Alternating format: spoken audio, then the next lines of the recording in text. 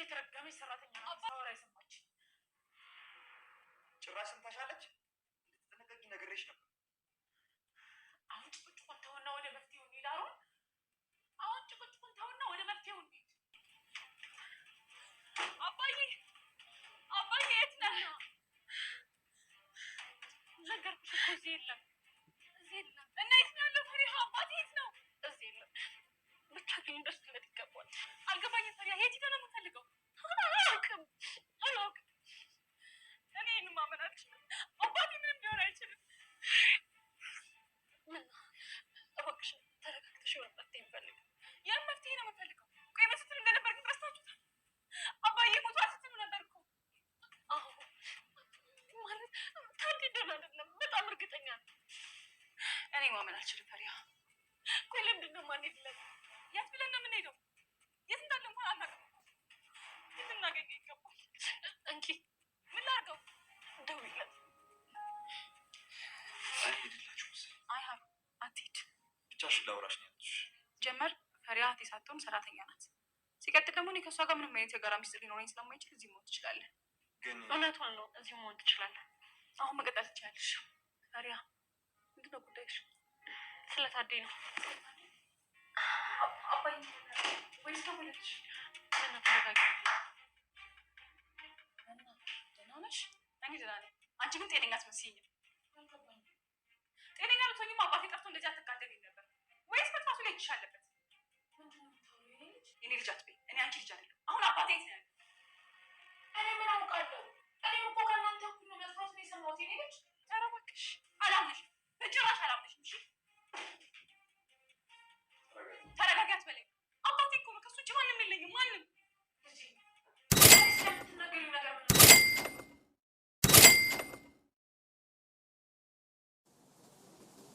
በህይወት ስልክ ላይ የተደወለላት አንድ ቁጥር እሷ ግን የምታውቀው ግን ደግሞ በውስጡ የያዘው ዜና አስደንጋጭ የሆነውን ነገር ሰምታለች። ጋሽ ታዴን እንዳገቱትና እንዲሁም ደግሞ እንደገደሉትም አስመስሎ አንድ ሰው ይነግራታል። እጅግ በጣም ተደናግጣ እባካችሁ እንዳትጎዱት፣ አትጉዳው እያለች ስትናገር በአጋጣሚ ፈሪሃ ትሰማለች። ከበር ሆና ነበረ ፈሪሃ ምታዳምጥ። ምክንያቱም ፈሪሃ ከዚህ ቀደምም ሁልጊዜም ቢሆን ስልኮች በተደወሉ ቁጥር እንዲሁም ደግሞ ሌሎች ሰዎችን ማውራት ሲጀምሩ ጆሮዋን ሰጣ ማዳመጥ ስለምትወድ አሁን ላይ ግን ያላትን ትኩረት እየሳበው መጥቷል። ህይወት ይሄንን አጋጣሚዎች በብዙ አይነት መንገድ ትጠቀምበታለች። ምክንያቱም ደግሞ ይሄ አጋጣሚ ሆነ እንጂ የእውነትም ሆኖ ቢሆን ፈሪሃ መስማቷ አይቀሬ ነበረ። ፈሪሃ ሁሉን ነገር ሰምታለች። በጣም ግልጽ ናት። ለሷ ገረድ የምትባለዋ ፈሪሃ ለቤቱ ግን የቤቱ ዋና ልጅ የበኩር ልጅ መሆኗን ህይወት እስካሁን ድረስ አታውቅም። ብቻዋን ፈሪሃ ብቻ ናች የምታውቀው። አሁን ላይ ዛሬም ፈሪሃ እጅግ በጣም ከባድ ችግር ውስጥ እንደምትገባ ነው። ምክንያቱም ደግሞ ሰውየው ምንም ነገር እንዳልተጎዱና ምንም ነገር እንዳላደረጓቸው ግን ደግሞ ምሽትም ቢሆን እንደሚመለሱ ነግሯቸዋል። አሁን ላይ የተረጋጋችው ህይወት ያንን ድምጽ ከሰማች በኋላ ነበር። የህይወት ፍቅረኛ ነው። በሆነ ባልሆነ በሰበቡ በጣም ቀናተኛ ከመሆኑ የተነሳ አሁን ላይ የሌላ ሰው መሆኗንና የሌላ ሚስት መሆኗን ሲያስብ ትንሽ ደቂቃ እንኳን ብትዘገይ ስልክ ካላነሳች ከባድ ችግር እንደሚፈጥርና በጣም ብዙ ነገሮችን እንደሚያደርግ አሁን በባልሽ ላይ ያልኩትን ነገር ነገ ደግሞ ባንቺ ላይ አድርገዋለሁ በማለት ዛቻና ማስፈራሪያ አስቀምጦላታል። ህይወት በጣም ተንቀጥቅጣና እጅግ በጣም በፍርሃት ተሞልታ ነበረ ስልኩን እንኳን አንስታ ስታወራው። ይህንን ፍቅረኛዋን ሀሮን ምንም አይነት ፍቅረኛ እንዳላት አያውቅም ነበረ። አሁን ላይ ግን ለሀሮን እኔ ያልነገርኩህ ደብቄህ ነበረ፣ ግን ደግሞ ፍቅረኛ አለኝ በማለት ነግረዋለች። እናቴ እንዴት እንደዚህ ትሆኛለሽ? እንዴት እንደዚህ ታደርጊያለሽ? በማለት ሀሮን እናቱን ሲጠይቅ ነበረ። ግን ደግሞ በቃ ሰው ናትና እንዳስፈለጋት አስመስሎት ነገሮችን ለማለፍ ሞክሯል። ግን አሁን ላይ ፈሪሃ መስማቷን እጅግ በጣም አስደንግጧቸው ያለ እሱ ብቻ ነበረ። አጋጣሚ ሆኖ ይህ ሰው እንዳልሞተና እንዳልተገደለ ምንም አይነት ነገር እንዳላደረጉት የሰማችው ህይወት በደስታ እየተፍለቀለቀች ነው። ሀሮን ክፍልን ሄዳ በጣም ትስቃለች፣ ተደስታለች። ምን ሆነሽ ነው? ንገሪኝ፣ ምን አንግልተሽ ነው? ምን ይሄ ያስቃል? በማለት ሀሮን ሲጠይቃት ህይወት የሆነውን ነገር ሁሉ ትነግረዋለች። ይህኛው ፍቅረኛዋ እሷን ለመገመትና ፕራንክ ለማድረግ ያህል ሌላ ጊዜ ስልክ ባታነሺ ይሄ ነገር ይከሰትብሻል ለማለት ያክል እንዳደረገባትና ታዴንም እንዳልጎዱት ስትነግረው እጅግ በጣም ተገርሞና ይሄ ግን ነገር ፈሪሃ ያውቃለች፣ ግን ደግሞ ለሌላ ጊዜ በጣም መጥፎ ነገርን ያመጣል በማለት ነገሩን ችላ ብለው አልፈውታል። አሁን ፈሪሃና እንዲሁም ደግሞ እህቷ መና አባታቸውን ፍለጋ ላይ ናቸው። ምክንያቱም ደግሞ ሁለታቸው እዚህ ሴራ ውስጥ ላይ ያለችው ህይወት ብቻ እንደሆነች ነው እንጂ ህይወት ያለችበትን ነገር ወይም ደግሞ ያጠመደችላቸውን ወጥመድ ምንም ነገር አሁን አላወቁም። ህይወት የቆመችበት ሁሉ በጣም ሲኦል ለማድረግ የምትሞክር ሲሆን መና ደግሞ ትንሽቷ የህይወት ተከታይ ማለት ይቻላል። መናና አሁን ላይ ያለችው ፈሪሃ ምንም አይነት ስምምነት የላቸውም። ምክንያቱም ደግሞ መና በፈሪሃ ትቀናለች። ፈሪሃ በጣም ቆንጆና እንዲሁም ደግሞ አባትየው አብዝቶ የሚወዳት እጅግ በጣም የሚንሰፈሰፍላት ልጅ በመሆኗ ትቀናለች በጣም። የመና እህት ወይም ደግሞ ፈሪሃ እህት እንደሆነች አልነገረቻትም። ፈሪሃ የበኩር ልጅ ነች፣ ግን ደግሞ ለቤቱ ይሄ ነው ብላ ባለመናገሯ ምክንያት እዛ ቤት እንደ ሰራተኛ ሆና ስለ ቤተሰባቸው እያጠናችና አባቴ ማን ነው የማንስ ዘር ነኝ በማለት ከማደጎ ቤት ከመጣች በኋላ እያንዳንዱ ነገር ለማጣራት እየሞከረች ትገኛለች። ፈሪሃ ከዚህ በኋላ ብዙ ነገሮች ይገጥሟታል። ምክንያቱም በተደጋጋሚ ጋሽ ታዴም ሆነ እንዲሁም ደግሞ ሌሎቹም ሲመለከቷት ነበረ።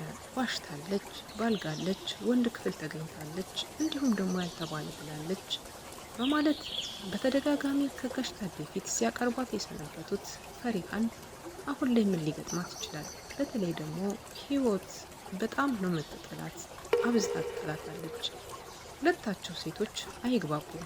ምክንያቱ የማይግባቡበት ፈሪሃ እያንዳንዱ ነገር ከእጅ በር ተለጥፋ የምታዳምጣቸው የስልክ ጥሪዎችንና የምታወራቸውን ውሸቶቿንም እውነቶቿንም ሁሉ ነገር እዚህ ቤት ላይ ልትተገብረውና ልታደርገው ያቀደችውን የህይወትን ሴራ እያንዳንዱ ጠንቅቃ ታውቃለች።